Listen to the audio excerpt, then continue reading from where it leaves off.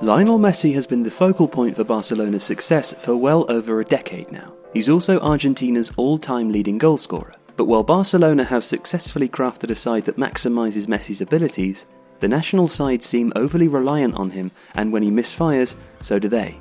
Sampaoli's predecessor in the Argentina dugout, Tata Martino, managed Barcelona before taking the reins. While his Barcelona tenure was considered a failure, as the Catalans seeded La Liga on the final day of the season and only won the Spanish Super Cup, and it stood him in good stead when moving to manage the Albiceleste, using Messi effectively on the right-hand side of a three-man front line. Sampaoli has so far failed to replicate this consistently. At Barcelona this season, Messi has once again excelled. Ernesto Valverde has played a 4-4-2 based on controlling possession and pressing. Young French winger Ousmane Dembele has started on the right, while Messi has played as a right-sided centre-forward who drops off into space to collect passes from Sergio Busquets, Ivan Rakitic and Andrés Iniesta, who tucks inside. In this 4-4-2, Dembele can and does push up and in, joining Luis Suarez up front, while Messi swaps and drops off in space centrally or on the right-hand side. This forces defences to react to the chopping and changing, rather than working against a positionally static setup which can make the defence lack cohesion as they do not know who to pick up and where to go. This ideally sets Messi up 1v1 against the opposition fullback, or running into the space if the fullback mistakenly tracks Dembele cutting inside.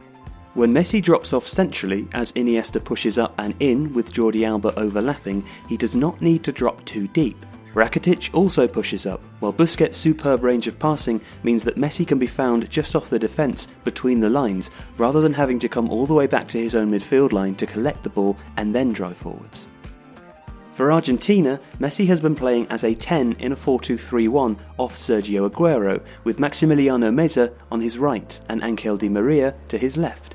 It's worth noting that Meza had to step into the role at very short notice. Manuel Lanzini of West Ham had been playing in that position and had worked on his interactions with Messi, but was forced to withdraw on the eve of the tournament due to injury, which hampered Meza's ability to fit neatly into the space vacated by the West Ham player.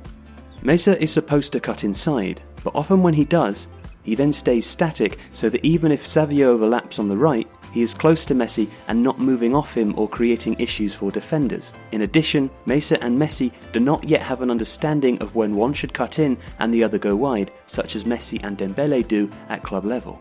But to lay the blame for Messi stuttering at Meza's door is unfair. It's noticeable how deep Messi often had to drop against Iceland to receive the ball, playing almost more as an 8 than a 10, as Javier Mascherano and Lucas Biglia offered almost nothing in terms of progressive passing or movement. This, in turn, isolated Meza so that he was forced to drop off himself or push inside to offer a vertical passing option to Messi, which meant that Savio had a huge distance to move up to create an overlap and stop Argentina clustering far too much in the central column of the pitch. Argentina have a few options to make changes and get more from their talisman. A shift to a 3 at the back would allow a more natural progression on the overlap for Messi to play with, while also ensuring that at least one midfielder could push up and link the 10 to two deeper players.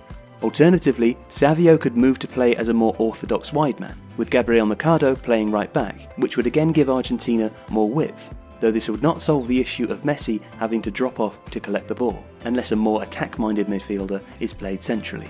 Argentina and Messi should improve, and one cannot underplay the efforts of Iceland in being obdurate and tough to play against. Nonetheless, it's still hard to shake off the feeling that Sampaoli does not know how to get the best from his star man or set up the team around him yet, and Argentina, for all their quality, could pay the price.